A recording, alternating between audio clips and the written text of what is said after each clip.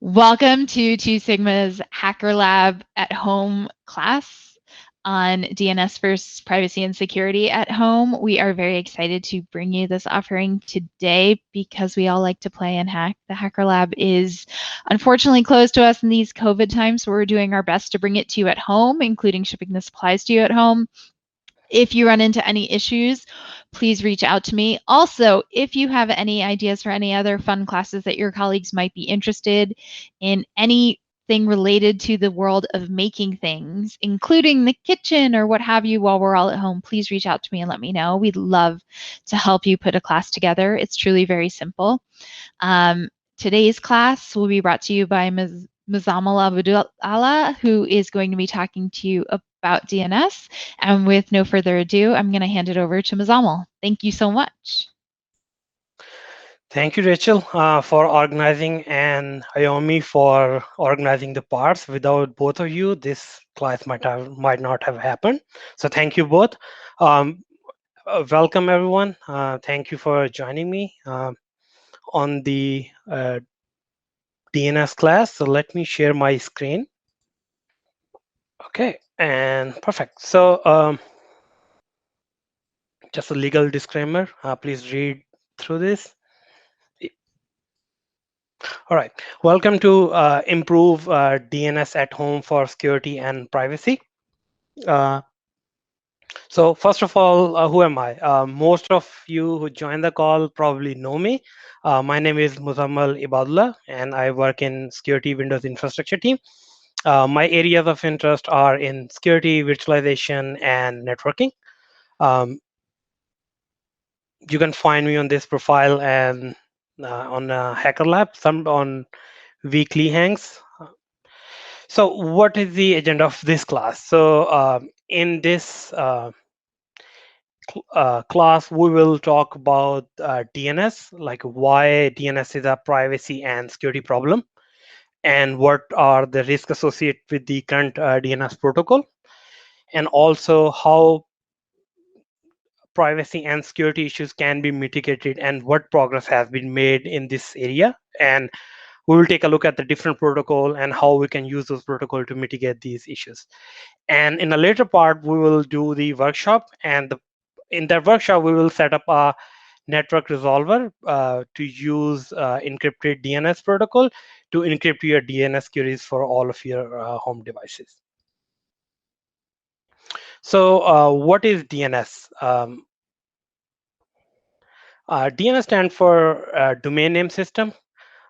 Before I move ahead, I would like to ask anyone in the audience who remember what this is.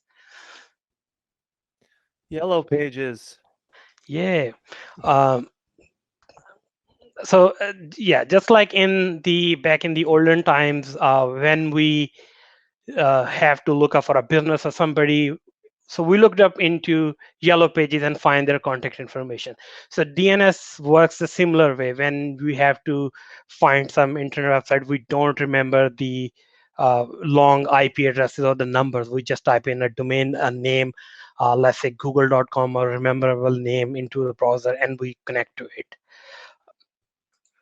So as I mentioned, like it basically translate the domain names into IP address, so the browsers and applications can load resources. So let's say you type it in twitter.com in your browser, your DNS requests send that request to the resolver. Resolver respond back with an IP address. Hey, Twitter can be found at this IP, and then your browser make a request to that particular IP address. So before we go a little bit, let's just talk about a little bit of the history about this one. So most the use of the names in place of the IP addresses date back to ARPANET era. So who in the audience remember what the ARPANET is? I was old enough. Yeah, so the ARPANET was basically Advanced Research Projects Agency Network, which was like a first wide area packet switching network, which was distributed and which implemented TCP/IP. And it was established by the ARPA, or Advanced Research Project Agency of which is the under the umbrella of U.S. Department of Defense. So in that era, basically they came up with the idea. So the Paul Mokapetris, he is the founder, you can think of the who invented the DNS as it exists today. He proposed a distributed and dynamic database in 1983. So um, instead of maintaining the static host.txt, which used to be the case for ARPANET. So ARPANET didn't have any dynamic database back then. It was only one static host.txt file, which still exists in the modern operating system today, even in Linux and Windows and even Mac OS. So that's where this came from. So in like 1987, the ITF, the agency who Internet Engineering Task Force, the agency who formalized the protocol, they finalized the specification of DNS in RFC 10,034 and 35. And essentially, these are the specification for DNS as it exists today. So it's very old. So we'll take a look, like the previous slide, we'll take a look at like how simply the DNS lookup works. This is mostly when we say the DNS lookup work, that's what it is, but that's not how the actual DNS works. So how DNS works is like how when we type in any domain, let's say google.com, into a browser, how that query is basically received by the recursive DNS resolver and how it resolves. So we will go through this process, right? So in this process, let's say you type it into google.com in your browser, it goes to your computer's DNS client, basically, which receive your request, and it just forward that request to uh, the name server, right? It queries to the the root name server, which is the main DNS in DNS hierarchy, which contains all the list of TLD name server list, right? And it forwards that request to the root name server. Root name server looks at it, it says, okay, fine. Whether the request I got is .com, .net, or whichever TLD is, and it gives the DNS information regarding the TLD. Okay, contact this one, it will give you information. So in the next step, in the step 4, basically the recursive resolver then contact to the TLD name server, like for example, .com in this case, say, hey, do you know where I can find google.com?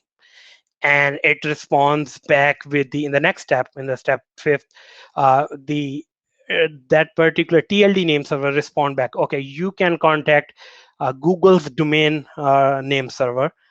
In this case, Google's name server, like they will let you know where they can find the IP address. So then again, the recursive sends the query again to the domain's name server, like, hey, where is google.com? And then in the last step, basically, the Google's name server respond back the IP address back to the DNS recursive resolver that here it is, the IP address. And in the last step, there in the eighth step, the recursive DNS resolver respond back the IP address back to the browser, and then the browser makes a connection to the that particular IP address. So in like in general, 8-step DNS query happens if you query a root server. But that's not the case with most of us. We just query one name server and we get the NS. We get the IP address from the DNS resolver. So just to explain a little bit, like what is DNS recursor. So basically, the DNS recursor is you can think of it as like a librarian who has like information about the whole library where these are, and then when you contact, it's just the librarian who you ask like where I can find the book. And the root DNS name server is basically the area where you will find the points to the racks of book. You can find, okay, these are the racks. You will find history books in first rack, related to English, you will find in a second rack, and so on and so forth. And similarly, TLD is within that rack. You can think of it where you can find that particular in that area, whether that's related to history or English. You will narrow it down by author, and then again, the authoritative name server is where basically the actual you will find the information, which is the actual book. That's just kind of a library analogy, how the actual DNS, all these different DNS resolvers are. So at this point, we know how DNS works, and like we type it into browser, in a browser, any domain, we get the website. So what's the problem, right? Uh, so the problem with this is, with the DNS, is the security and privacy. The DNS leaks significant amount of data about an individual's activity on the internet, as we will take a look in the next slide. So DNS have been like unencrypted as of today. Most of the internet traffic is in unencrypted, right? So everyone between your device and resolver is able to snoop on and modify the queries and response, which is also known as man-in-the-middle attack, right? So what can they see? So in this wire shark packet capture, you can take a look. So basically, this is a UDP payload, and we can see like a person is connecting on port 53. We can filter on port 53, and we can see all the requests and responses back. In this case, we can see the user requested twitter.com, and it got the reply, and we can change, modify these IP to simulate a man-in-the-middle attack if we want to. So basically, everything you do, every website you visit, it can be identified very easily. So why unencrypted DNS is a privacy and security? So I will just explain a little bit more. So like DNS queries are sent in clear text, right? I know, even though most of the DNS lookups use UDP, but you can do it on a TCP. But even then, it's unencrypted, and it just open up all the eavesdropping and all the man-in-the-middle attacks, right? So most of the ISPs are hijacking DNS traffic and doing ad redirect. Uh, th- Even though the ICANN, the agency, highly discouraged to do any DNS redirection or any response substitution, but that's what the ISP do. So let's say you go to a website which doesn't exist, instead of just giving you an error or responding bad NX domain, they redirect you to their own search, like, hey, this website does not found, do you want this? This is highly discouraged, but most of the ISPs do this. So like a lot number of ISPs, consumer ISPs, are doing it. So that include AT&T, Optimum, Century, Cox, RCN, Verizon, Sprint, T-Mobile, Frontier. These are the all major one, right? And they use this information for their own purposes, including advertisement and collecting stats. And they not only they display ad, but they sell this data to advertiser, and they don't disclose that information to the consumer.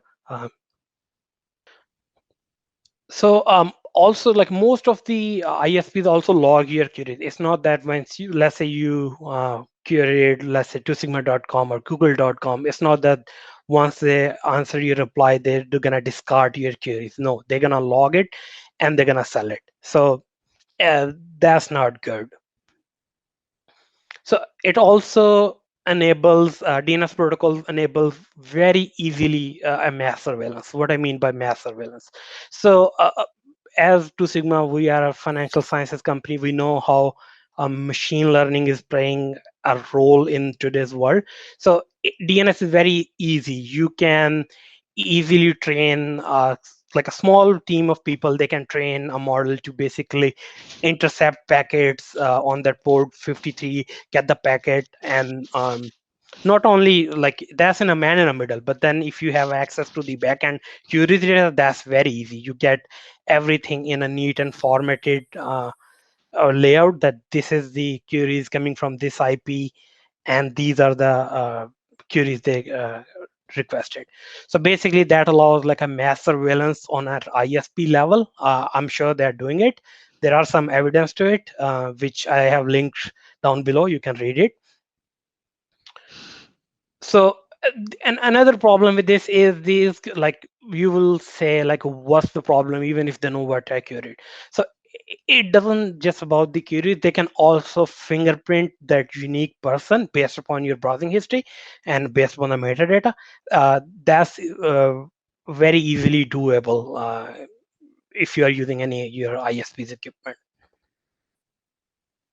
Also, like during Snowden's revolution, it was known that NSA have used more cowbell and quantum DNS. I know these names are mouthful, but that's what the NSA named these tools. But they use these tools to perform covert monitoring, mass surveillance, and even hijacking of DNS traffic. So it has been like fully disclosed at this point, and you can read about it. Also, like, some ISP also embed additional information in your DNS traffic, so which they use to identify you. So sometimes they embed your MAC address and your user ID or your account number or all this configuration in each of your DNS query, if you're using the ISP's default equipment. And they offer some feature like a parental filtering and some of other features, but they also charge money for it, but they also collect your data and sell to the other parties. And this is what the problem is with using all of the ISP's DNS server. So, like, many of you will be wondering right now, like, we hang on a minute, but what about the DNSSEC, right? Uh, so like in like 1993, the IETF, they started on a public discussion like how DNS can be trustworthy. They like discovered like very quickly you can do a man in the middle. So basically they came up with the idea of DNSSEC, or domain name security extensions. And so basically this was to just basically prevent man in the middle. It just took them 12 years to finalize, and it was finalized in 2005. So you can understand like it's a little bit for complicated if ITF took 12 years to finalize this DNS security extensions. So what it does, so basically it adds origin authentication and data integrity, right? um, that's about it. It doesn't do anything else. So it doesn't encrypt communication. So there is a very misconception among users that if I enable DNSX, my communication is encrypted. No, it, it checks for integrity, but it is still unencrypted. So DNS just verifies the identity of the root server and authoritative server in the chain, and it just checks that whether this is a signed request or not. Is there any tampering, or that's it. But the every traffic is on the wire is still unencrypted, right? Another problem is most of the home router, they don't support DNSSEC, and even most of the DNS traffic on the internet, that is not DNSSEC supported. And the last thing is DNSSEC has nothing to do with the last mile security. What I mean by last mile, so last mile is between your device to your ISP. So that part is still unencrypted, and which allows your ISPs to basically collect all this information. So solution. So solution is to basically encrypt your DNS traffic, right? There has been a lot of progress made, as you can look at the timeline. A lot of different people in during different times have tried to come up with different ideas to encrypt the DNS traffic. None of that got any traction, but the DNSCAPE was the first one in December of 2011. Then the next notable was DNS over TLS in May of 2016, and DNS over HTTPS in October of 18. So these were the three most who got the traction, but there were some others. I will go into detail, but you can read up on all of these later. So here is like a quick summary about all the relevant DNS protocol. which are prevalent and internet standard. Some of them are.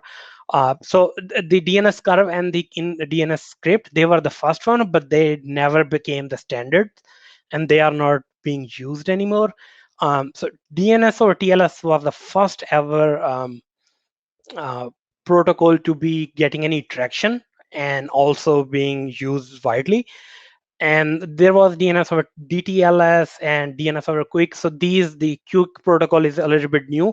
It hasn't got any traction yet, even though this is a standard, but it's not being widely used. So DNS over HTTPS is also, that was the last to the party, but it has got the most traction out of all these protocols. The reason being it uses the HTTPS protocol, and we will discuss a little bit later in the class. So the thing is, which protocol should I use, right? We like briefly talked about this protocol. So we're gonna focus on two protocol: DNS over TLS, or also known as DOT, and DNS over HTTPS, or also called DOH. So DNS over TLS is basically is our DNS security protocol for encrypting and wrapping DNS queries and answer in transport layer security, or as called TLS protocol. So like goal of this protocol is to basically enhance, increase user privacy and security, right? To not only have data integrity, but also prevent man in the middle attacks, and they make your DNS queries and answer encrypted, so nobody in your chain, even from your router to your ISP, from your ISP to your DNS resolver, can take a look at it, at the queries.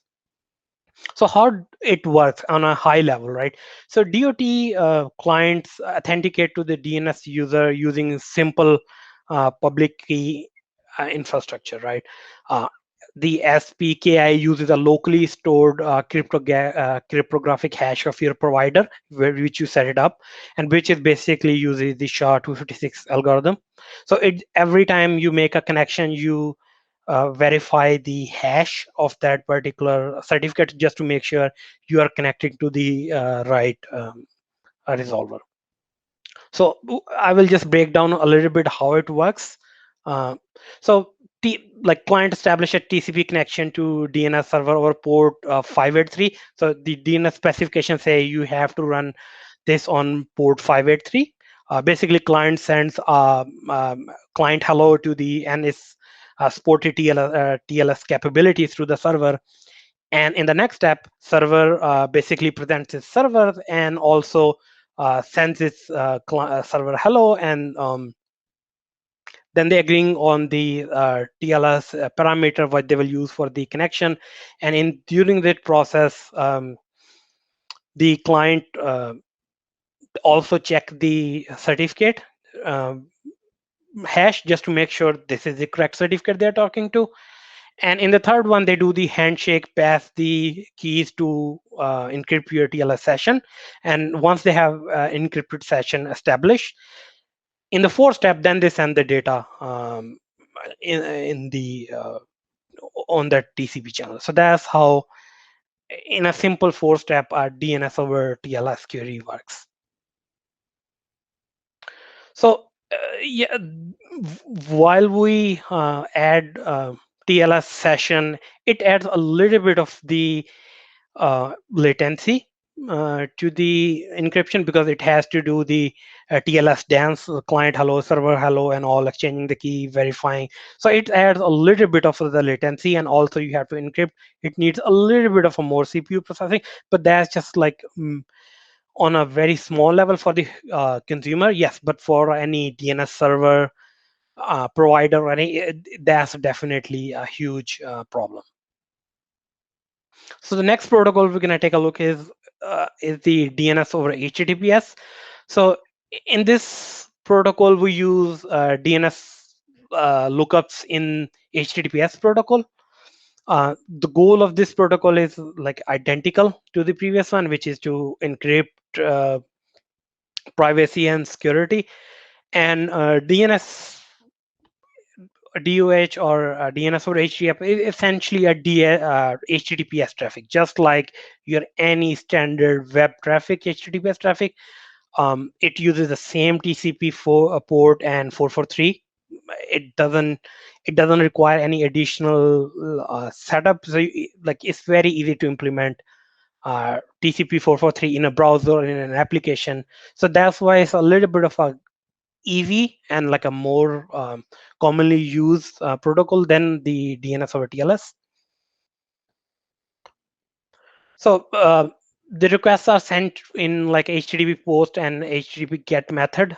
You just similar you create an secure establish session with your web server, and it doesn't use any certificate pinning, so it doesn't check for the hashes, so you don't have to manage any certificates. So it's just a little bit more convenient. And how it verifies the trust, it just uses your public certificate authority trust. Like if the server you are connecting, it's not signed by a public certificate authority, it's not gonna connect to it. So that's how it just makes connection, right? So there is no certificate manager, as I mentioned. The web application can also access DNS directly in the browser. So it doesn't need to even use any stub resolver or any of the client resolver. It can just make direct requests to the uh, upstream DNS server. So let's talk about like DOT and DOH native support in the operating systems and in the browser. So Android phone, like out of the box for DNS or TLS, you can configure it. Um, the Apple iPhone starting iOS 14, they support out of the box. However, it doesn't allow you to configure the both of these protocol easily. You have to create a profile or download any app to create a profile to encrypt your DNS traffic. Windows, Mac OS, and Linux doesn't support out of the box these protocol. Similarly, all the browser they started to support DNS over HTTPS, but they don't support DNS over TLS. So we talk about the protocol, but like which like public resolvers are providing these encrypted DNS services, right? Which public resolvers support these both protocols? So these are the three common one. I just picked three. There are many more. The reason I didn't pick them, they don't have a global network. They are not run by global companies or like a good enough. They don't have high uptime. So these were the three reasons I picked these. But you can find out more. You can look it up. There are many more DNS servers you can which support both of these protocols you can use, right? Google uses all three, but it doesn't allow you to block malware and adult content. It allows you to use unfiltered DNS, which is great, and we should all want it. But in some scenario, you want to block certain things, right? So the core DNS is a non-profit funded by IBM PCH, which is Packet Clearinghouse, Global Cyber Alliance. So it was a non-profit, and now they moved recently their headquarters to Switzerland just to be more neutral. Previously, they were in California. So they also provide a global network. They support blocking a malware by default. So their goal is to basically block all the malware which are used in a global attacks and also in phishing and spreading the malwares. So that's where their aim is. But they also provide unfiltered. You can use that one. And the next is Cloudflare DNS. Anyway, most of you might be familiar with Cloudflare. They are a CDN for-profit company. They have a better privacy policy. We will discuss that. So so not everything is great with DNS over HTTPS or DNS over TLS. There are some disadvantages. So one of them is latency, right? When you create an encrypted session, you have to do HTTP or TLS dance with the server and establish a connection. Yes, it adds initial latency. However, like during like HTTPS, you can reuse the connection. Like HTTP2 protocol specification, it allows you to reuse the connection. So you only have to establish the encrypted tunnel once, and once you have the connection open, you can reuse that for multiple. Let's say you have you made first query google.com, it will take, let's say, uh, 20 milliseconds for the first request to have session up. And later on, you can query twitter.com, Gmail, twosigma.com. And the next request, since your tunnel is always up, the HTTPS tunnel, it won't take that much time. It will be less than that, maybe 5-6 milliseconds, which is almost equivalent to your unencrypted DNS. It still has a little bit more overhead, maybe fraction of a millisecond more, but it is almost identical. Like, you won't know a difference if you have selected good enough upstream server. So the other advantage is the single point of failure, right? So the problem with this one, in the unencrypted DNS, you can have like a primary DNS and a secondary DNS. So if your primary DNS goes down, you can query the secondary DNS. In the current implementation in most of the software browsers and even in a mobile phone, there is no such thing as redundancy. So if, let's say, you selected Cloudflare and Cloudflare has an outage, you might get an internet outage. You won't be able to resolve your DNS queries. This is not per se the protocol limitation, but it's just the implementation limitation which exists. And like, most of these resolver, they don't want you to use alternative DNS just for privacy and their own reason. Like Google, they don't want you to use any other because they want you to gather all of your queries. Cloudflare has a reason to not use any other protocol because they don't want you to go to any other to collect your data. Quad9 doesn't allow because they gave a reason, because if they allow it, any other alternative DNS, the malware, like your client or your device, if it's a malware infected, it might be able to resolve that malware domain via alternative DNS. So everyone has their own reasons why they don't want to implement it, but that's up to you. That's why it's up to you whichever you want to select. But Cloudflare, I have been using since last 3+ years, and I haven't encountered issues except once or twice in 3 years, like where they had a little bit of an outage, like maybe once or twice in 3+ years. So they are pretty much reliable from my personal experience. So we will I will take some questions now from the audience, and in the meantime, if anyone wants to grab anything to drink and eat, please feel free to do so, and I'm happy to answer all of your questions. And right after this Q&A section, I will just go through the slide related to the workshop, like what we will be doing today, and then I will do it in the actual I will give the actual demo on my personal device. Before I do that, let's open the floor to the question. So maybe this is a question that'll be covered in the course, but kind of in anticipation for the idea that we're going to run our own more secure local DNS. One of my fears is I turn this thing on and now I've got this great security, everything's awesome, but it's running on a Raspberry Pi and it dies, and now I've got my kids bugging me that my internet's out.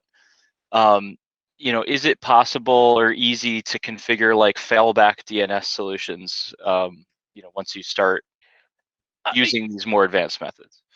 Yes. So there are like a multiple ways to do it. The one of the best way to do would be, I would say, is to use your router setting. Like most of the home consumer router, they have a settings called primary DNS and secondary DNS.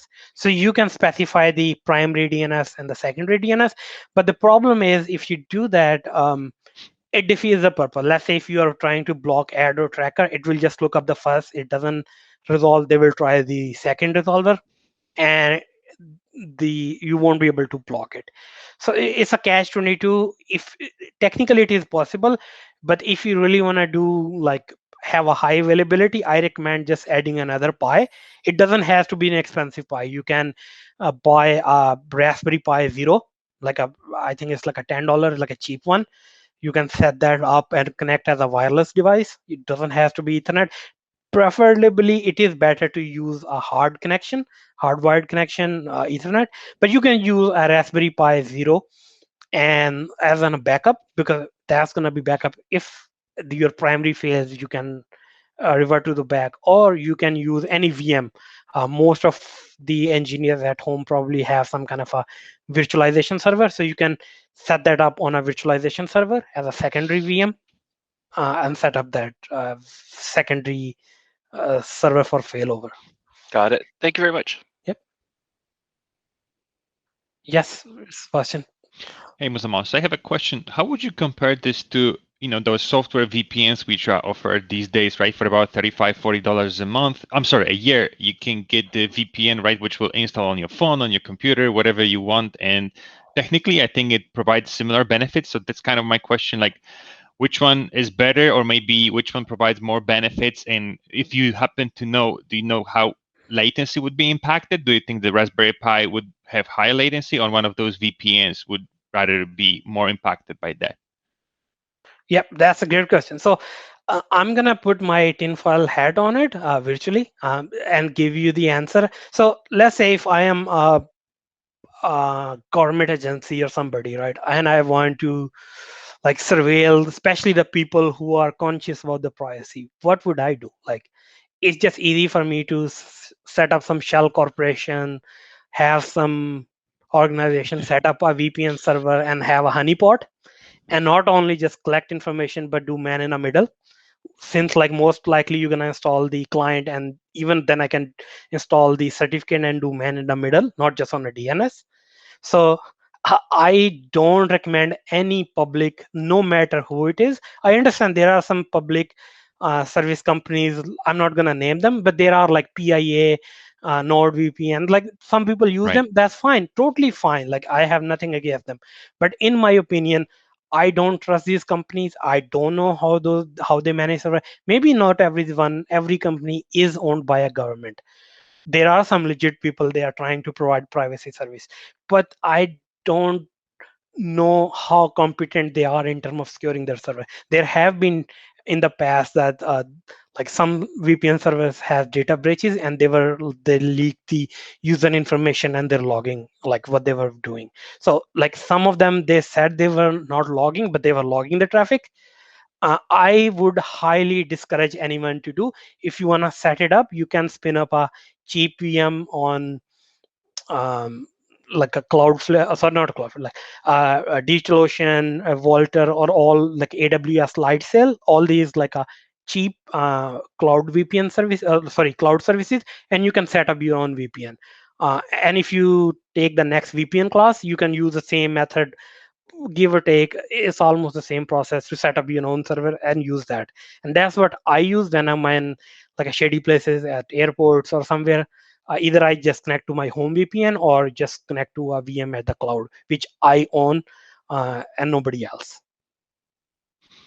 I got you. And that what are you offering right now? You can only use it when you on your home Wi-Fi, I understand, right? So if you on the street, can you still connect to this Raspberry Pi? Yes, yes. If you take the next class, which will be taught by Rob Diamond, how to set up a VPN on your Raspberry Pi, that is basically complement to this class, right? So in that class, I think that's happening on July 26th, I guess, Rachel.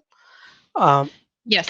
Right. So if you attend that class, I suggest everyone to sign up for that class if you haven't, and take advantage of that. If you set the VPN, then you can, even when you are at 2 Sigma at home and you're mobile. Go ahead, I Rachel. apologize, Ms. Amel. It's actually the 22nd. It's next Thursday, 1 week from today. Same time, same bat time, different bat channel, but yes. Okay. And So everyone 22. should be, it's all the same supplies. You should be good to go. Yes. So if you set that up, and it should be good to go. And I benchmarked the performance. So if, as long as you have 500 megabit per second connection at home, you should be able to get that kind of a performance on your Raspberry Pi. No issues. And I recommend that you use that to configure that VPN and use it on your mobile phones while you are not at home. I understand. Thank you. Yep. Hi, yes, John? Yeah, so when you use these protocols, these encrypted protocols, does that guarantee that the encryption will be all the way to all of the servers that that or contacted the root zone, the TLD and so on? So here's the thing that like not all the TLD and not all the name servers support DNSSEC. So that part won't be encrypted.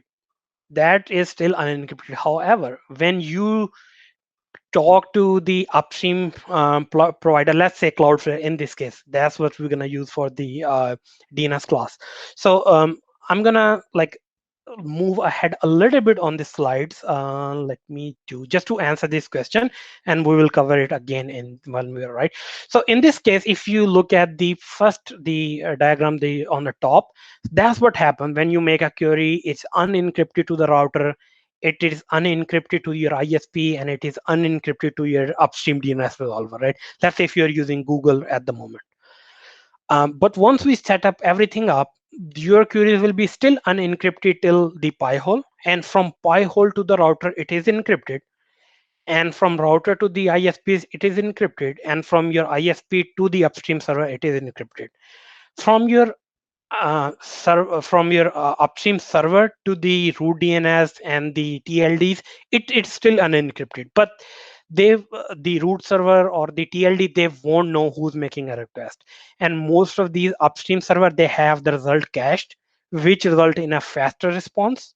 So you get answer much quickly, and which is anonymized as well in a sense. So let's say if 1,000 people are making queries to Cloudflare for Google, they don't know who's making it, right? The upstream, the TLD server, the name servers, and the Google's let's say name server or the domain registrar's name server, they won't know who's requesting it. So basically, it adds another layer of protection by using this method.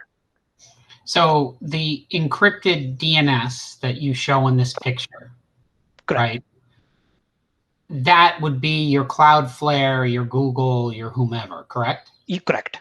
Okay, so if they're recording, you still have an issue. Correct. Okay, and anything beyond that encrypted DNS, that green square, that's unencrypted. Correct. Okay. So that's why we want to use the encrypted protocol. None of the root TLDs or other domain registrar, they don't support encrypted protocol, and most likely they're not gonna support for a very, very long time. Like I don't know exactly, I don't have the exact number in my head right now, but like I think like only like a 40% of the internet traffic approximate is only using DNSSEC, which is just to add integrity. So it's not gonna be anytime soon that all these root server TLDs add encryption because they fear breaking the internet. Does that answer your question? Yes. Okay, cool. Yes, Angelina? Yeah, thank you. My question is, so once we encrypt our DNS traffic, the subsequent HTTPS requests, I've always heard that the HTTPS request, not everything is encrypted, like the host name is not. Is that true? So in that case, the traffic to what host we're sending is still can be surveillance. I hear you and I agree. Yeah, it is true. But if they have not implemented properly, and if they have implemented the TLS 1.3 and they are using it like a TLS 3 and ESNI, encrypted server name, and then it won't leak anything. It is 100% encrypted between your Raspberry Pi to your ISP and to your upstream server. So yes. When you say they, you mean whoever is hosting the website? Yes, whoever is hosting the your DNS server, DNS service, upstream service. Let's say Cloudflare, DNS, and Coordinate in this case. Got it. Thanks. Yep. Yes, Sebastian. Yes. One more question. So even if you just said, so I might have missed it. So even if Cloudflare is recording, let's say they are not legit, right? Because now I have a thought, okay, you don't trust VPN companies, but you trust Cloudflare, right? So even though they are recording, but because we're using Raspberry Pi, they have very limited information they can record. Is that correct? Yes, like they are Like, then again, we have to take them at their words, right? I have never personally, I have not audited their system. I can say Okay. 100%, but I take they being a public company and they have a very good reputation, that they don't record it and they are very open about it. They were the first to, when they introduced the service, they were very open about it, how much percent of traffic they record, what they record. And they also, like, I didn't include the field.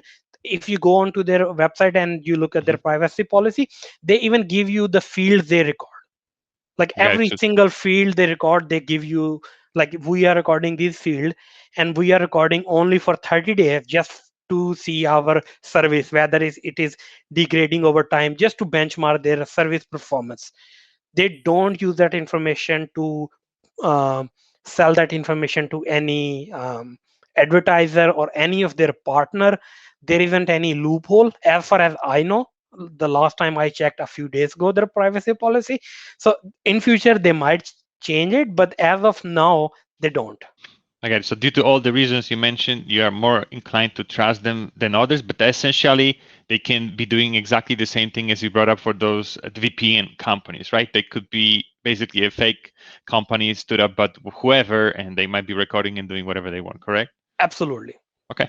Right. So you can still set it up. Like, if you still don't want to do it, you can still set it up, the upstreams, like server recursive resolver, so that way you only query to the root server and the TLDs. You'd never query anybody, but that leads to the still unencrypted problem.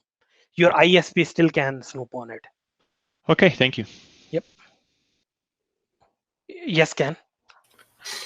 This may be like reaching too far, but is it in any way possible to like be the DNS resolver yourself? Like maybe there's some database available online and every day you pull in the list of mappings from domain name to IP and you resolve yourself on your own Raspberry Pi.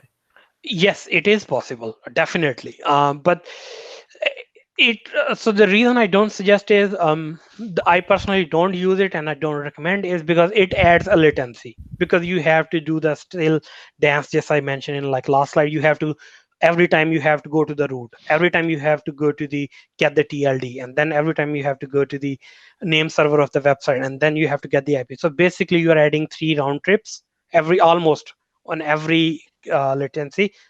And then again, your traffic is still encrypted to the ISP. So the main point of it is to prevent your unencrypted traffic going through your ISP, not as much like a state level or any government agency, right? I just want to make it clear, right? Like, main goal of this class is to prevent your browsing history from advertisers and the ISP, so they don't sell your information for profit, not for like protect for any government agency. If they have to, they can get national security letter or a bunch of other. They can still force the Cloudflare's hand. They have still capability to do. That's why you can pick bunch of more. There is a DNS Watch, which is open source project. You can look it up. If you don't trust any of these, you can use that, but that adds a little bit of a latency, because they don't use any cost and they don't have server anywhere in the world. So if you are okay with having a latency, you can research. You can find bunch more resolvers which are more open. You can audit them, or you can set up your own. That's totally up to you. I see. Cool. Thank you. Yep. We can always get, oh, sorry, I was going to say we could get started with the workshop and people could keep asking, but Malcolm, please go ahead. Yeah, Malcolm, please go ahead. Yeah, sorry about that. So I No, actually just want to add something. I personally feel like by securing the DNS itself is not going to wipe the trace. Like even though if the whole DNS request is encrypted, when we are trying to access like any data on a web page, I think our package header will still expose the host we are trying to access. Correct? Not necessarily. If you use if you have implemented ESNI, like, it's not like, not me, but the actual website you're going to, if they have implemented ESNI or encrypted server name indication, it is in like it is pretty much encrypted. Okay, I see.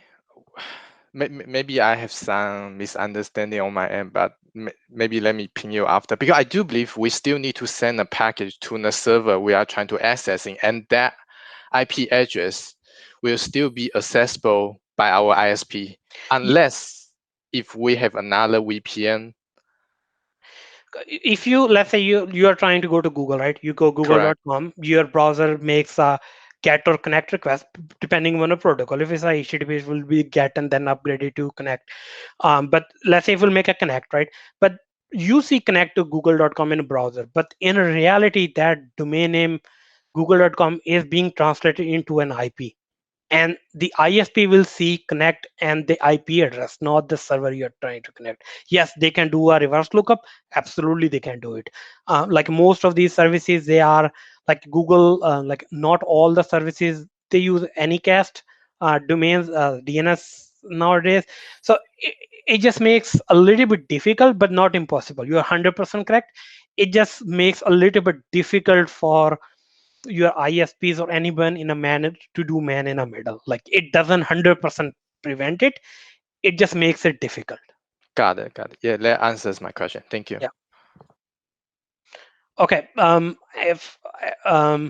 think we're gonna proceed with the lab. So I will take question after the lab or during the lab while we're doing it workshop. Sorry. So feel free if you have any question. If I missed anything, please feel free to ask during the workshop. So in the workshop, so as I mentioned, so basically we are setting up a Pi-hole to block ads and tracker. You don't have to. Let's say if you don't want to block any ads or anything, you can disable that, right? You don't want to block, but like what's the point of not blocking it? So let's say if you, for example, why you want to have your, let's say your smart devices send bunch of telemetry or bunch of other things to the server, you can prevent it like your IoTs or anything. It's a good idea to block all these tracking on the home level. But so this is what your home network looks like in today's like nowadays, hopefully, if you haven't set it up and encrypted. So all of your DNS queries are going to your router unencrypted, to your upstream ISPs are unencrypted, and from your upstream, either your ISP is responding, if your ISP's DNS servers are your primary DNS server, you are getting a response from them. If you are using any other DNS, it's going to the other DNS server unencrypted, and you're getting the DNS lookups unencrypted. So after we are done with this class in this workshop, what you will have is a Pi-hole and a Cloudflare D running on it, and anything after that is encrypted from your Pi-hole to your router, from your router to your ISP, and your ISP to your upstream service, right? So in this class, I'm gonna use Pi-hole. Why Pi-hole? Because it's open source. It's a ad and advertisement and ad tracker. Telemetry tracker blocker. So you can block anything. You can block malware domain, you can block custom domain, you can block anything. It is basically a blocker. You can block anything with it, right? So by default, it just blocks advertisement and tracker, but you can block anything. And we're gonna use like a Cloudflare D, right? As well. So the way Pi-hole works is it's basically sync-hole. Like say if you want to block anything, it just sends either NX domain response, or it doesn't just send any other response. It just gives nothing. It's sort of send back 0. So that's you. It just syncs-hole your DNS queries, and your browser can't connect to it. So. And we will like, why we're gonna use like a Cloudflare D? Why can't we just use Pi-hole? So Pi-hole doesn't do encryption, right? It's just a network level blocker. So to block, to add encryption, we're gonna use Cloudflare D. D means as a daemon, so Cloudflare's daemon. So we're gonna use Cloudflare D as a stub resolver or an upstream resolver to basically encrypt our traffic to the upstream. So why Cloudflare D, right? Some people asked me last year as well, and offline as well, like why not use Unbound or like some other? You can. There is nothing wrong with it. Unbound is good. There is a NOT resolver. You can use that one. Why I'm using a Cloudflare D? It's just easy, right? Like it's just easy, like simple. It's just like a 4-line configuration. This is the configuration what you're looking at the screen. That's it. There isn't anything to set about it. No protocol. You don't need to set any protocol. It will automatically use the highest ciphers available. Everything is taken care of automatically. It just simplifies the. If you look at the unbound configuration, it's a little bit more complicated, and you will just pretty right turned off. What is this feature? Like, it doesn't explain anything, and then you go look at the documentation. It's just a little bit of complex, and if you are not expert, you will get confused. But if you are expert and you feel to use any other upstream resolver, please feel free to do so.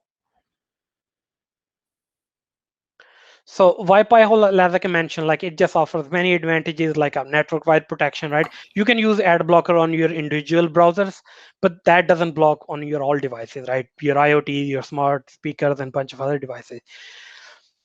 It also blocks like an in-app advertisement. So let's say on your mobile phone, sometimes you see like ads on your apps, mobile apps. It also blocks it, but it doesn't block YouTube and a bunch of other because they are in advertisement business and they found a ways to get around it. You can also monitor stats, right? The one advantage is even if you don't want to block it, you can look at the traffic, right? Don't block anything, but you can just log into website and see, okay, you can be on your own mini NSA at home, like what kids are doing or what anyone at your home is doing.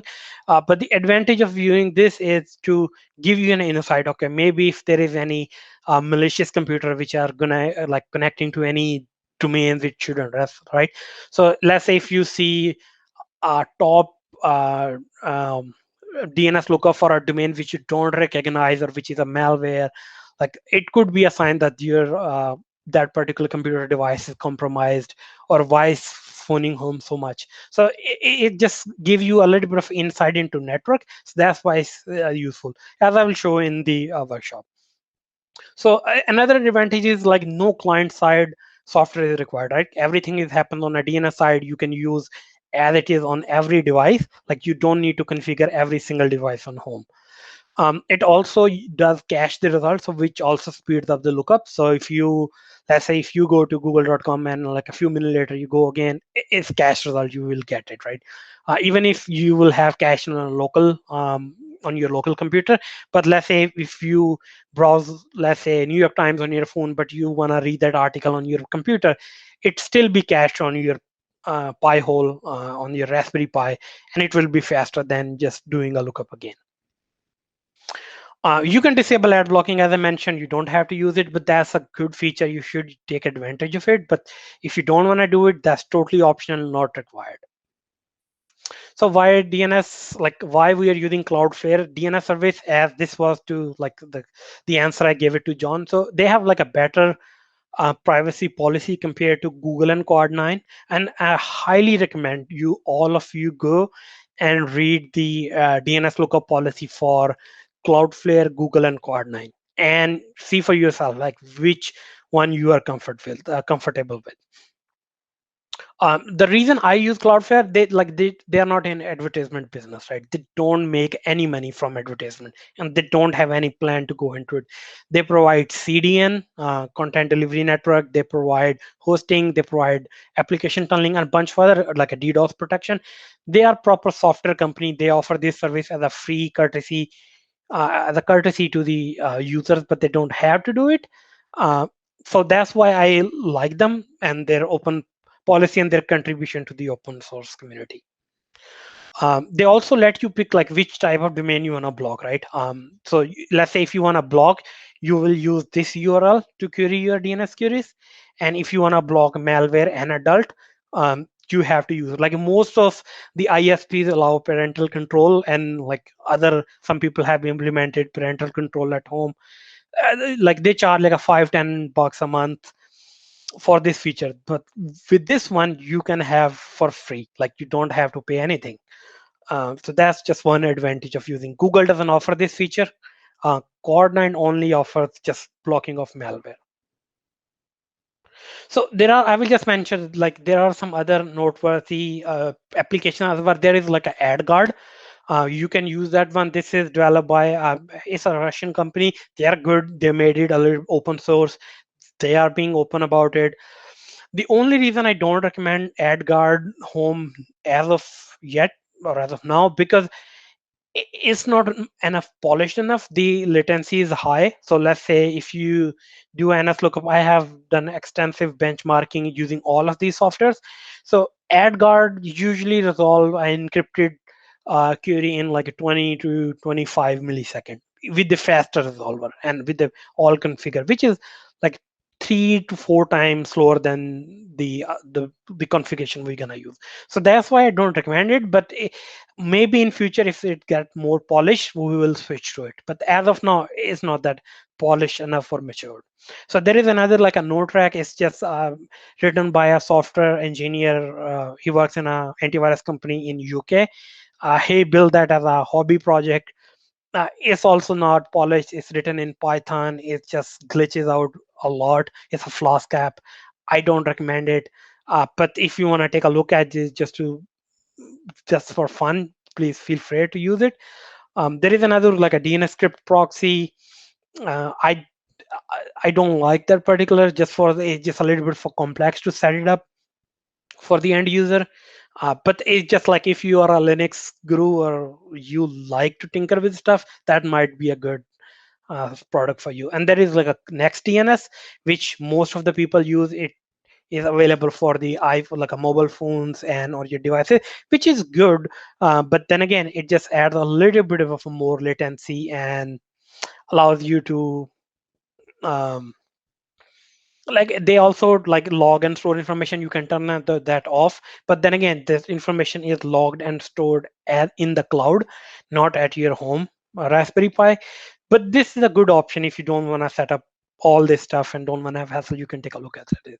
So Google and Coordinate, they offer DNS and DNS over HTTPS, but they don't offer any analytics or insight. So that's why I don't use them directly. I use with Pi-hole. So for the demo, I'm gonna switch to my personal device now. I'm gonna disconnect and stop the presentation, and I'm gonna join from my personal computer. And Rachel, if you can admit me later. Absolutely. All right, thank you. So a question for someone who might know, the Raspberry Pi image that you download, does it leave any ports open so that you can telnet into them or SSH in? Yeah, Muzamal's got the instructions on that page where if you touch an SSH file in the install, like it'll set it up by default, so you can set up headless. Got it. And those are in the Hacker Lab Slack channel. I had a hard time getting the power adapter on the side after putting it together.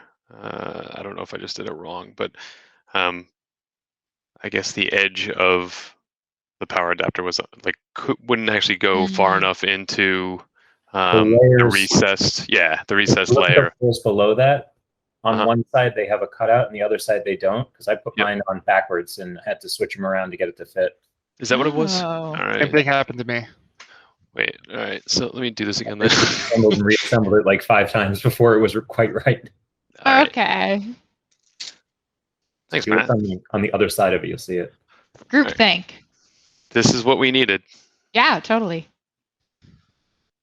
I had another one lying around, so I ended up using that for this. So the instruction to set up the Raspberry Pi are, I pasted the link in our Hacker Lab channel.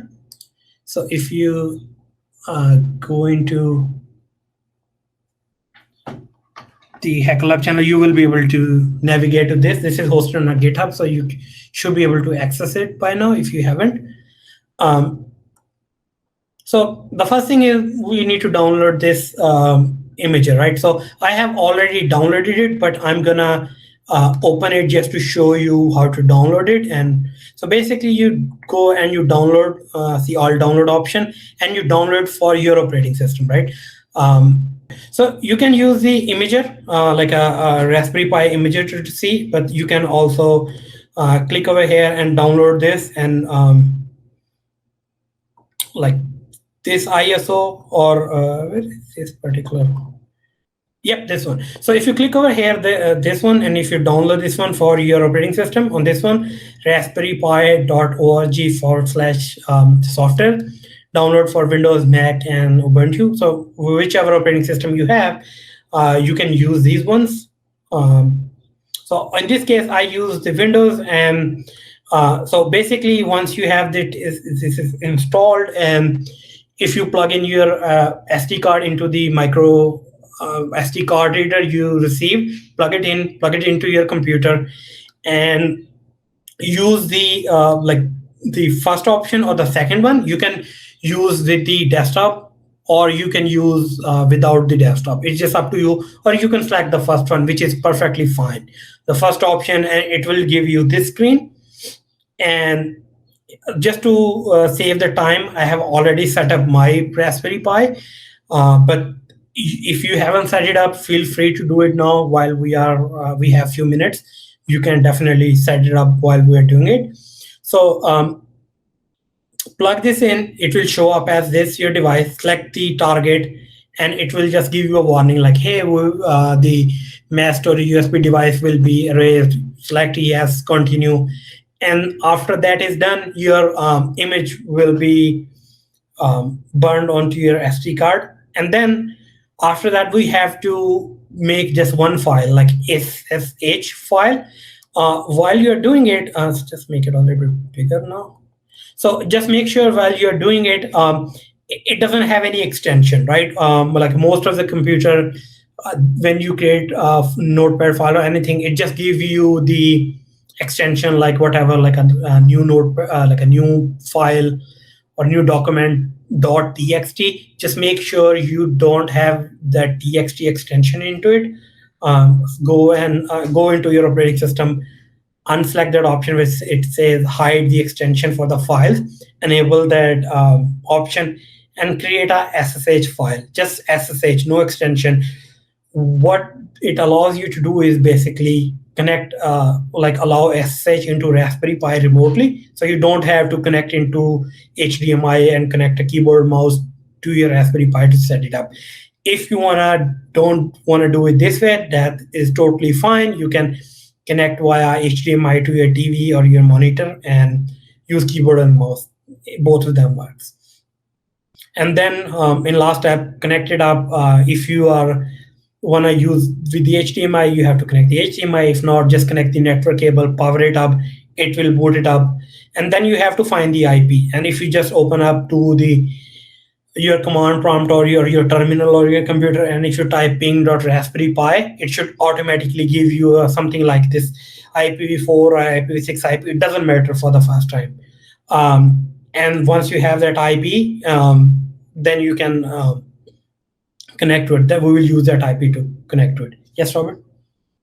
Sorry, you're going way too fast. I'm lost. I didn't set up my Raspberry Pi. I got the stuff came in yesterday's mail, so I don't even know how to do the hardware in terms of setting it up. So I have the SD card. Mine does not say what the mass storage device, USB device like yours says. It says this TSRD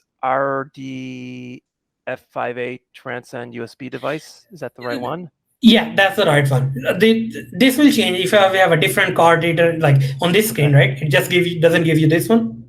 Okay. No, it looks a little different. Okay, so it is possible like on every computer, but the process should be the same. When you select the target from here, right? Okay. If you select it and you select a target, it should look different. For every card reader, it might have a different name over here, but that should, like, as long as you see the size is like 31.4 or 32 or something like along that size, that should be the correct size. Right. Okay. And then the thing you said about this file extension, can I just click yes when it says all existing data will be erased? Are you sure you want to continue? Just click yes. Yes. Anyone, if I'm going too fast, please feel free to stop me and ask questions. Right. So the reason I'm doing it because I have to just cover everything and within a reasonable time, and also give you a demo like how it works. But you can always ping me later if you didn't set up in time before the first two steps. It was recommended to do it, but not required. But if you haven't set it up yet, and if you have difficulties, you can always ping me later. You can IM me on Slack or in the Hacker Lab channel, whichever is convenient for you. You can always ping me. I'm happy to assist whatever question you have. So like it's a simple process. If you like, it just, that's why I have screenshots in there. It is possible the screenshot might not represent the exact devices you have based upon which operating system you are using in which. So I took these screenshot of Windows, but these will be the different. So if you are using Windows, so basically you have to go and go into views.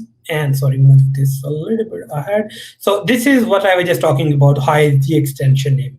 So by default, this is unchecked. So if you check this option in the Windows land, if you open up my computer, go to view and change this option, it allows you to change the extension. And then if you, let's say if I go over here and I create a new file, see, it has now new text document 2.txt, right? I can change that extension to SSH. So by default, it's this. Like if I go and turn off this option, see, you don't see the extension, right? It shows you as SSH. However, if you paste this file in there, you won't be able to SSH into your Raspberry Pi. So make sure on your operating system, depending on which one is, on a Linux, you don't have to do it. You can just do touch and SSH and it will just create the file on the Linux. On any other, on a Mac, I don't know what it's gonna do, but on a Windows world, you can check this box and then it allows you to, if you go to rename and then you can rename it to like SSH and you copy this file, it's gonna give you a warning. Like if you change the file name, you might, the file might become unusable. Click yes, and then copy this file to the root directory of that SD card. So like once you have this set it up and you are SSH into it, so how many of the people who are on this call have already at least SSH access to their Raspberry Pis? I have SSH access in, but I'm having trouble getting it to access the internet. But that's probably me and my home router setup, so I'm futzing with that. Okay. Yeah. So for Ryan, just make sure you have the DNS setting. Just make sure like your Raspberry Pi is getting the DHCP is connected and it has a DNS just to go to upstream.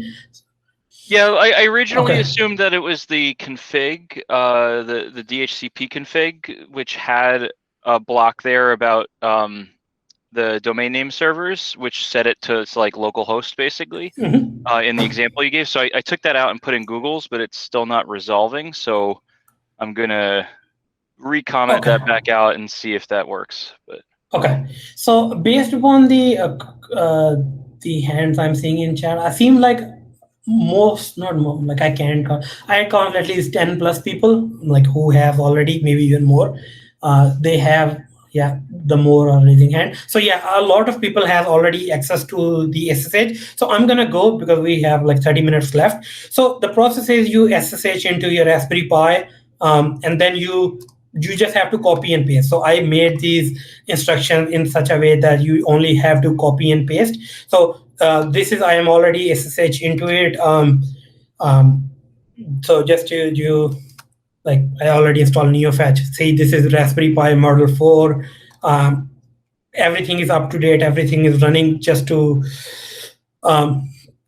show this is the same exact one. So it's a vanilla image. I haven't done anything. So the things we're gonna do, I have like, I cheated a little bit. I made this configuration, but I'm gonna do it again. So in this one, you're gonna go here, you're gonna change the update. You're gonna follow the step-by-step like a select 8 plus enter, right? So I went to option select 8, updated the tool. So it's gonna go grab the tool, update, download the latest version of it.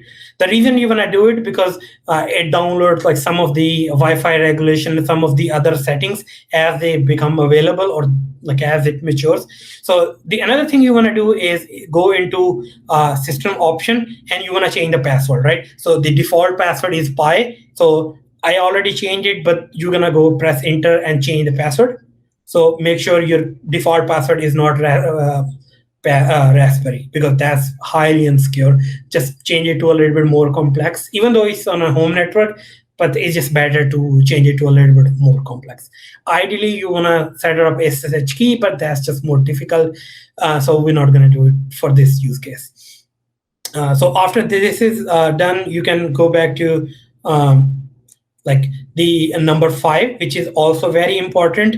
Like this was, I just wasted few hours just like why my script isn't working, and just turned out it was working, but it was working in a different time zone. Most of the Raspberry Pi OS comes into by default into British time. So you want to go into the number 5 localization option and change the time zone, right? Go to this time zone, go to wherever you are in the world, in London, Houston, in New York, wherever you are, you want to go into this. And in this is, I'm going to change to Eastern because that's where I am, right? So these are the main configuration you're going to do, and then we're going to exit out. After that, you're going to update the Raspberry Pi to run this. I already done that. I'm just showing you what you need to do. Just copy and paste a line in there. It will just go and download the file, like all the new updates for the packages, and apply the page. And this part is the Raspberry Pi EEPROM. So this is the firmware of the Raspberry Pi. Basically, every few weeks or months, Raspberry Pi release new firmware which just improves the thermal performance and also like fixes out the boot level firmware issues. So it's just good to apply this from time to time. So after that, I'm gonna set up this DHCP. I already set that up, so I'm gonna skip that part. But once you open it up, you have gonna set that up, like assign this values in there. Similar to this, it's gonna vary. Zamal, I don't Sure. to interrupt. I was raising my hand. This is Robert again. Sorry, I don't even have the Raspberry Pi. Like I said, this came in the mail yesterday. Okay. So I don't even know how to install the fan. Like I'm not sure. So to install the fan in the box, there is a diagram. It shows I know, but you. I don't understand. I don't quite understand the diagram. Like I don't know where to put the wires. I mean, were you not planning on taking us through any of this? So that part was like on the instructions, like in the box. It was like my understanding was everything will be like the instructions come into the box how to put the fan and set it up. If you haven't set it up, ping me later. I'm happy to walk you through the whole process. I'm going to drop off because I can't do any of this without having this. Okay. I guess the other question I have is, and I don't really fully understand the instructions either. It would have been helpful to kind of see, like, just from, like to see what it looks like, because I'm not finding the instructions that clear. That came with mine. The other thing is, I'm looking here. It says that connected to an Ethernet cable. So my whole computer setup is in a different room from my router. So is there any way? How do you recommend that? So you don't have to, like, while we are setting up, the way I set it up is a headless configuration. So you don't have to put it in next to your computer. So it can be plugged into your router wherever your router are, in a basement or in like a separate room. That's totally fine. As long as you have SSH file created on your on the home directory SD card, you should be able to SSH remotely. It doesn't have to be physically present in your room where you're configuring it. All right, so I think what I'll do is I will drop off. Yes. And I'll reach out to you. Okay. I see, like, Jesse, you have some question. Murphy, William Murphy, you have question, or John, anyone?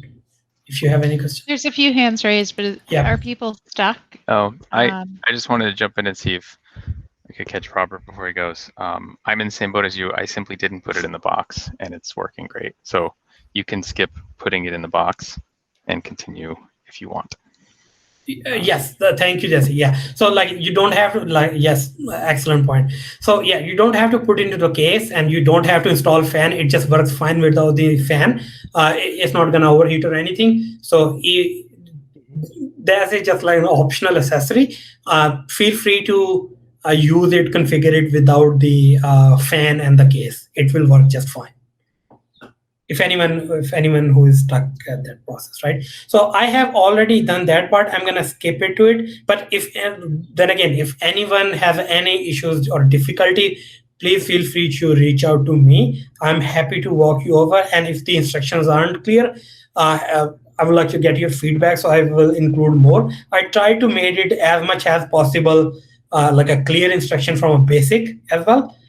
So like you can just follow like line by line and like what you need to do, which option you need to click, what you need to do. But even if these aren't clear enough, happy to redo it and upgrade these instructions to be more. Are a lot of people stuck, generally?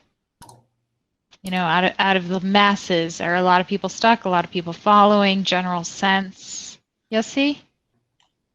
Oh yes, I'm just waiting on the Pi-hole instructions. Okay.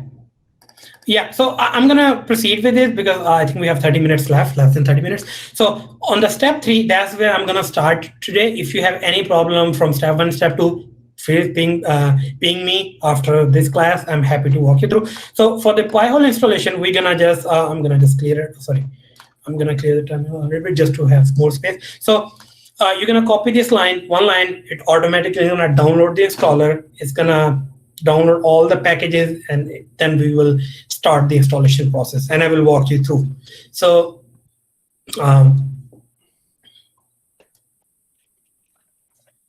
okay, it's just downloading the packages. We're gonna have to wait a little bit. It depends upon the internet connection. So mine is much faster, so it just took maybe less than 15 seconds to download it.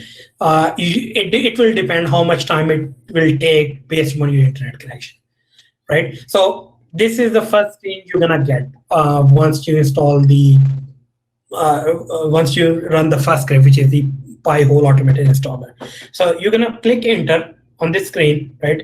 And it is just gonna give you ask you for the donation. If you would like to donate, feel free to go to this website and donate them. This is an open source project, totally like enthusiasts spending their time to make world a better place. So, and then again, it gives you a warning like, hey, your Pi-hole is a server, so it needs a static IP. We already did that in the previous step. If you have not, please stop it right now. Go back to, you can cancel out from this one via Control-C, go back, assign a static IP, and then rerun the script again.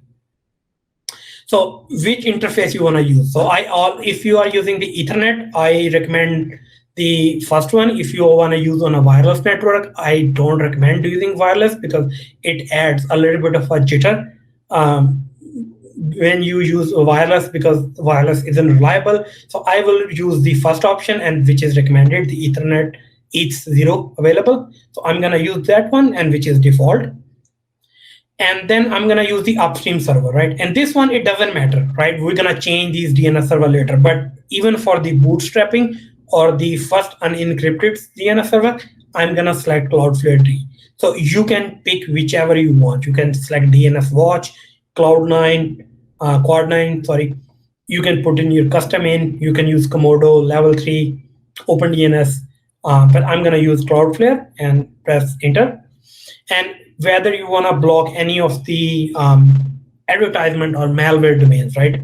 Or the trackers by default. So this particular list comes by default, and I recommend installing it. If you don't want to block anything, you can just unselect this one using this space. But I'm gonna select this one, and I'm gonna press tab to go to OK and press enter. So in this one, like which protocol I'm gonna support, like a IPv4, block IPv4 writes or IPv6. So I'm gonna select both of them. So this is what it gives me, like, hey, this is your IP as, like, this is your IP, this is your gateway. Are you sure this is correct, right? I'm gonna say yes, and say it is possible that your router still try to assign this IP as a device, but in the conflict, click OK. It's just a warning, nothing else. Click OK, right? So now you want to install the web admin interface. So this is the interface to interact with the Pi-hole software, right? This is totally optional. You can do with the command line, but I highly recommend you leave it on. So that's what we're gonna use from a web browser to access it, right? So the next thing, it asks you to install the web server, the light HTTPD daemon, and the PHP. You're gonna say, okay, this is to install the PHP module and the web server. We need it, so click OK. And do you want log queries? So if you don't want to log even on your network, you can do it, but you should leave it on. And I will explain later why once we do the demo, right? So I'm gonna click OK. And in there, right, it just says like select your privacy mode for the FTL, right? So what you want to do you want to show everything in there? You want to hide domain, you want to hide clients, you want to anonymize. So I'm going to say show everything. The reason is because we're going to see later like which clients is making requests, which domain. So that's why we're going to leave it. But if you don't, let's say if you live in an apartment or you share apartment with your roommates, it's not like, then you definitely don't want to use this option, right? You don't want to show anything, so you probably want to use the option 3. But if you live in a single family home, if everyone in your household is the same family, I recommend use the first option. So in this case, I'm going to use the first one, but if you are in a different environment, pick which one is appropriate to you, or you can ping me later. I'm happy to walk you through which one is appropriate for you. So after that, this is the last question. After that, this is going to go download all these packages, which is just listed again in the terminal.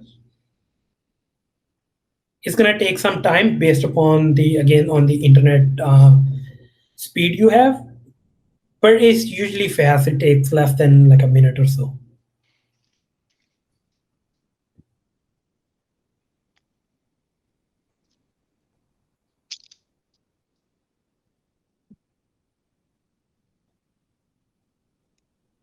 How's everybody doing? So far, so good? As soon as I skipped the set up your static IPs section and figured I'll come back to it later, everything started working. So if anyone else is stuck on like not being able to reach the internet after doing that step in the written notes, just don't bother setting up static IPs for now so you can keep up. Good tip. Good to know. Thanks, man. Anyone else have any question or any issues while we are waiting for the script to install the Pi-hole?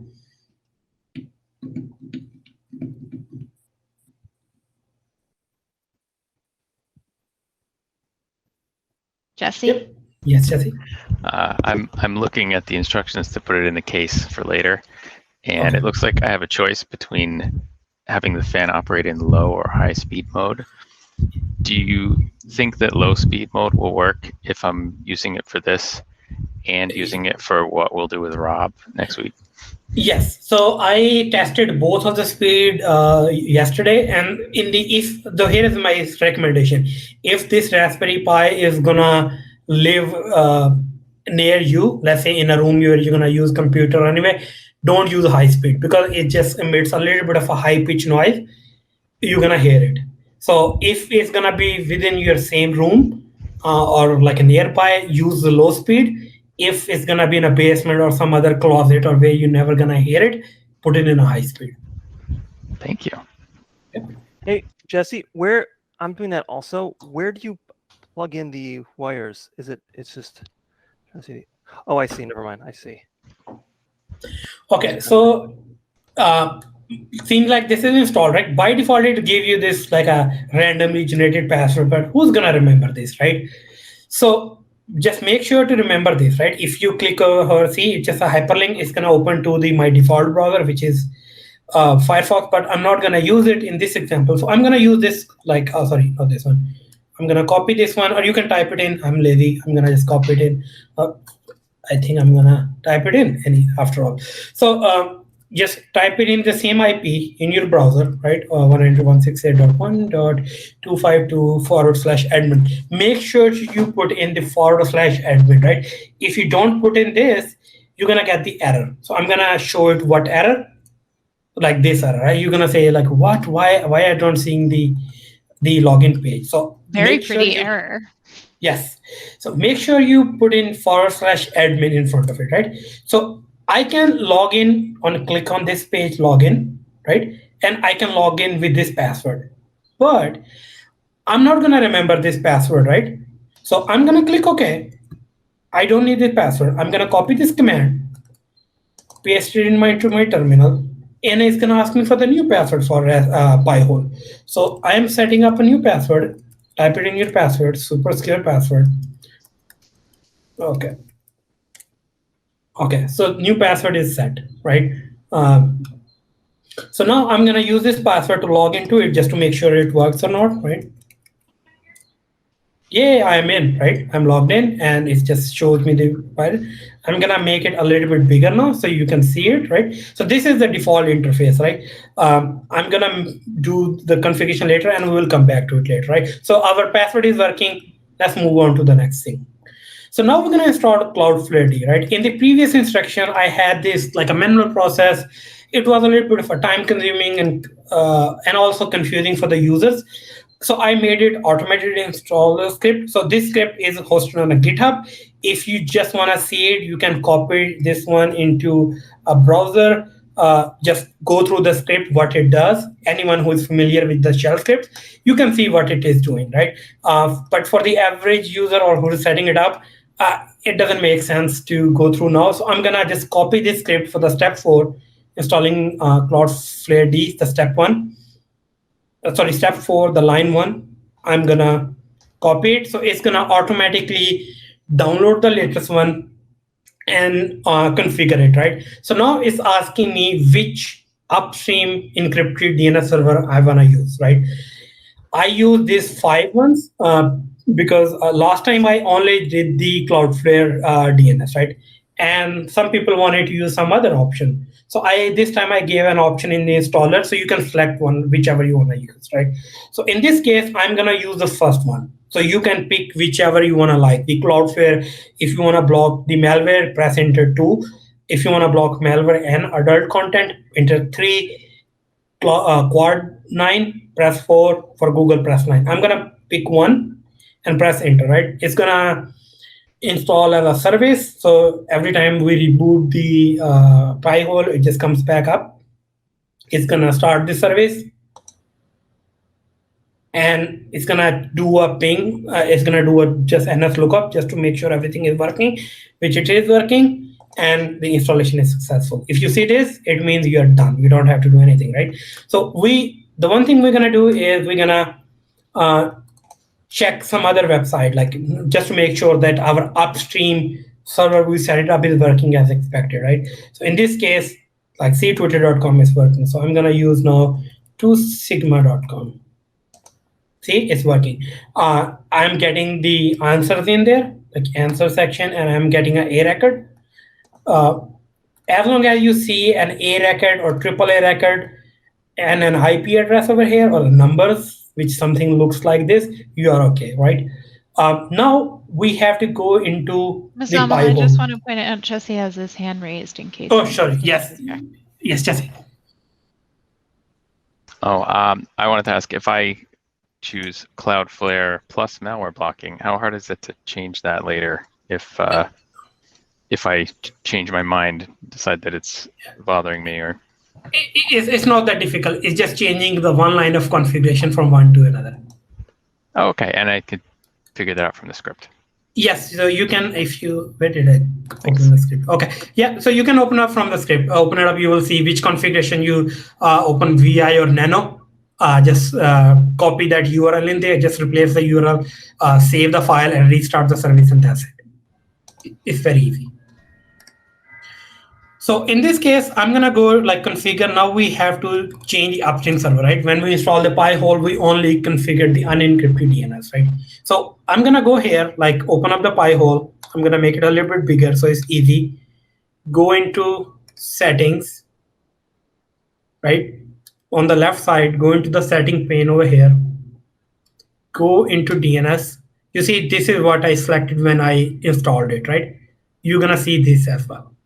So now we're gonna change it to the custom, paste this line in here from this configuration page, like this one. We're gonna copy as it is, or you can type it in. In the custom one, select this one. Make sure you uncheck these. If you don't uncheck these, it's gonna still make unencrypted request to the upstream. So after you've done that, make sure you scroll all the way to the down and you click save.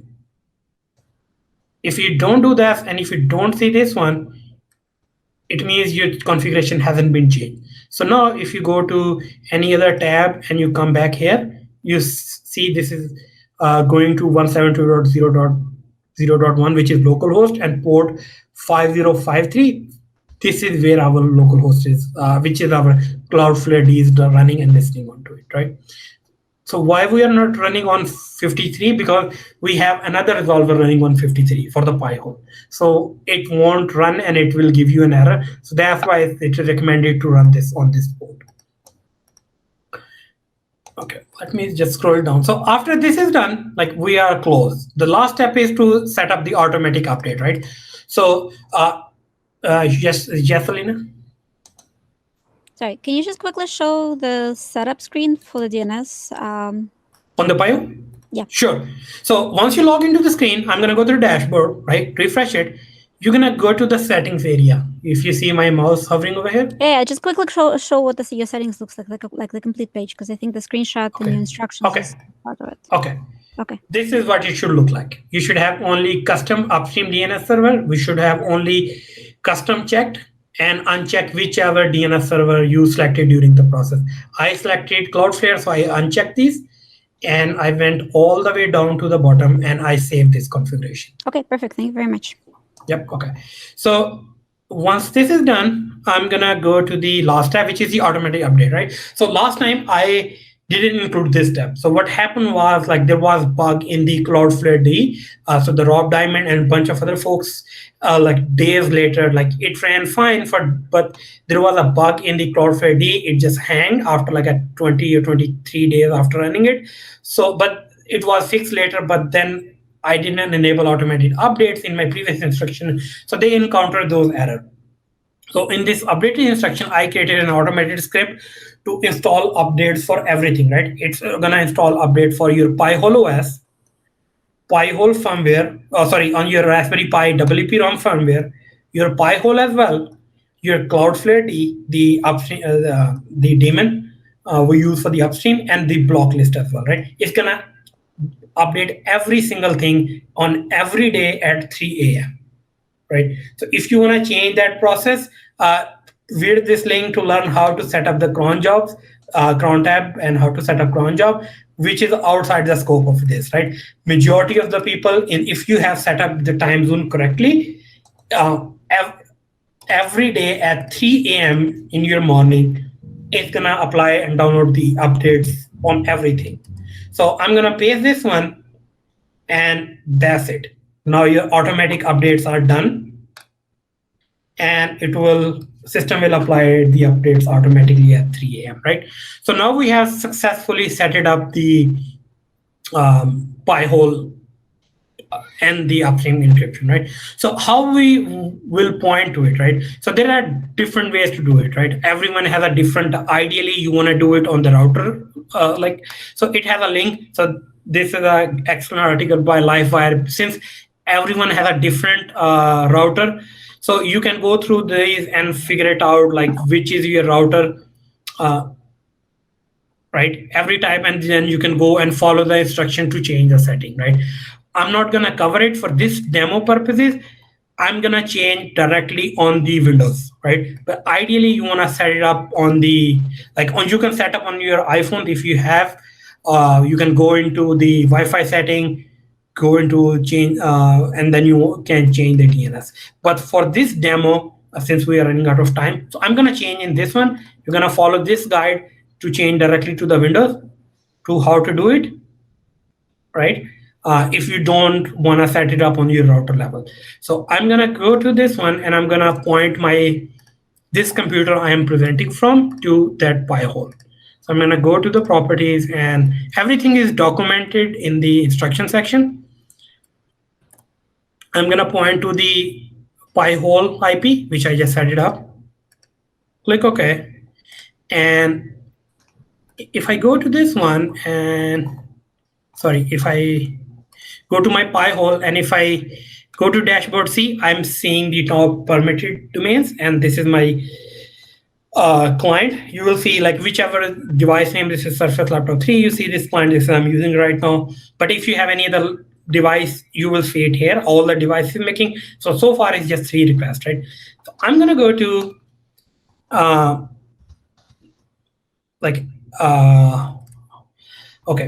go to, let's say, speedtest.net, right?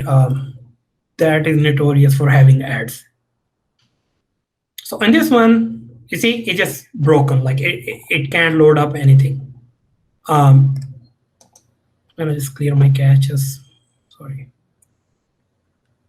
Maybe I have tested it. Yeah. So it's not gonna load any of the ads in there. So if I go to New York Times, like the ads are blocked. Like I don't see anything, right? It just says if cloud something, but the ads are not loading, and the cloud node trackers are being loaded. So if I go back to my Pi-hole, so if I refresh this one, you're gonna see like top block domains, right? So double click .NET, this is Google's ad domain. Like these domains on the left side, these are either tracker like a Google sync indication. There are some other like a Google ad system, Google ad services, Google manager. Even though we didn't went to any of the Google site, but you can see the bunch of these websites are using trackers, and now we are not seeing any ads. So let's go to any other website like CNN. Just like we're not seeing any. If I go to so far, any questions? And let's say if I search for like laptop, usually Google will serve me ad like a big one here. Like, but this is coming from Google. Like we can prevent these ones in here, but we are not seeing any trackers being loaded. But if I go back to the terminal, we see the ads are being blocked. Ooh, will this get rid of, if I try to download software from a download site, it'll get rid of the ads that have a thing that looks like the button that says download, the most annoying ad on the entire internet? Yes, yes, yes. Let me go to Softpedia. Thank you for reminding it, right? So if I go to Softpedia, let's pick any one, right? And I think there are a few other which are notorious about this stuff. So let's go to antivirus. Let's pick AVG. Why not, right? Download now. So like if you click over here, you go, you don't like, there is another one, like I forget, like a crystal, sorry, disk mark. That website is also notorious in terms of the ads. So if you go here and you click off any of these download ones, like this website, you will see a big ad over here, like download here, and you will see, but it's blocked. Beautiful. So that's what it does. It just blocks all the ads. However, some of the ads will not be blocked, like this one. Like Google, they found a way to like get around it because they are in advertisement business. They get 80% of their revenue from advertisement. So it won't block the YouTube. Let's say if I go to youtube.com, you will still get the ad, right? It's the limitation. You can block it, these ads, but not with this one. You're gonna get this ad, right? And if I like this video playing with the line, see, mutual liberty ad. So like just an example. So you're gonna get ad, but you will not get the like a text ad. Let's say New York Times, there is a big ad over here. We are not getting it. I can also like show you, like let me change back the setting, like what with the ads look like, the same website. Are there any questions? Is everyone keeping up and doing okay so far? Yep. So if I go here now, if I do a refresh, and on a New York Times, you see the ad came up, right, on the top. Now I'm no longer using the ad, the Pi-hole. And similarly, if I go to CNN, see, ad popped up. And if I go to this website, ad popped up. Like I'm gonna change the setting again just to see, like we are not gonna see the ads. Go over here, point back to the same DNS IP, click OK. And I'm flushing my DNS cache, otherwise it's gonna show the ads. But like if I refresh it now, see, sad cloud, broken cloud, cannot be found. So you might see the block in there, but you won't see the content in there. That's a good thing. Yeah, yes, Lena? So every time you enable, so you said that you're flushing your DNS. You're flushing your DNS on your Raspberry Pi, but you're enabling or disabling. I am flushing it on my local. So this is, I'm sorry if I confused anybody. This is a PowerShell. Okay, this is just cleaning my local cache. Oh, okay, so I'm okay. using ipconfig flush DNS. All right, so this is just your Windows terminal. Okay, got it. Yeah, so basically, on whatever device you configure this, you should flush the DNS. Yeah, or once the cache is expired, like TTL is met and the cache expired, it should start working again, right? So see, it can be reached out, you're gonna get this one, but that's fine, which is expected. It's gonna change from browser to browser. You're gonna get different error message here, different in Chrome, different in this, but ad won't be loaded. And if you go back to the Pi console, you can see it, right? So if, let's say, if you know if any website is blocking your ad, and if you wanna allow it, you can add it. You can go to the whitelist. You can add a whitelist. Let's say you don't want to block this domain. I'm just making it up, right? Later on, let's say adservice.google.com or any. So you can go here and you can just say, hey, like say, don't block this.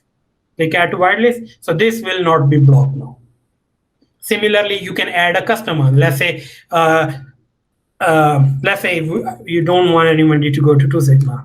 I'm just making it up. It's just easy to test it out, right? So I'm gonna add it to block list. So if I go to, let me just clear my cache, just make sure. So if I go to sigma.com, I shouldn't be able to reach, right? See, this page can't be reached because I blocked it in the ad blocker, in the Pi hole. So if I delete this one, and if I do it again, I'm able to load it. So not only you can block tracker, you can block custom websites as well. Whichever website you don't want to go to, or any device want to go to, you can block it. Go to the block list, click here and add it. Yes, Aiden? Is it possible to do a block list by client?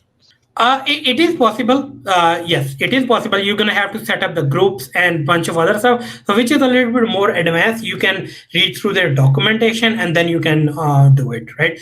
And let's say you go to, I remember if you go to Zelle to transfer someone money, they look at the fraud detection website, which is owned by TransUnion. It is blocked by default of this. So you're probably gonna have to whitelist it. Or if you ran into, if something is broken, you can disable it for 5 minutes, come over here, disable it for 5 minutes, do your transaction, whatever you need to do. And after the 5 minutes, it will come back on again. Oh, hi. I'm trying to set up the DNS on my router. Do I put both the Raspberry Pi address on the default, the primary and the secondary? Yeah, just put it in the first primary, or you can put it in a secondary. You don't have to, but put it in a both. It doesn't hurt. It doesn't hurt. Okay, thank you. Yeah. Yep. No problem. So that's it, everybody. And if you go to the home dashboard, and you can see within our testing, we have blocked 54% of our traffic is ad or trackers within this 5 minute short demo. And within just short amount of time, I made 446 requests, and out of which 244 are blocked. And additionally, I will just quickly, we are running out of time. So you can go also to the instruction, and there is a very good iOS app. If you happen to be using the iPhone, you can set up this pretty app, and then you can control all the settings from your iPhone. It is free. All the basic functionality is free. This app in-app purchase is just the donation. It doesn't block you from using any feature. But if you love to use this application, you probably want to give $2.99 to this developer to support this app. So with that, this is done. I will open the floor for question again. I know we are out of time. So thank you everyone for joining. And if you have any question, please feel free to ask. And if you have to leave, I can understand. And thank you again for joining me on this class.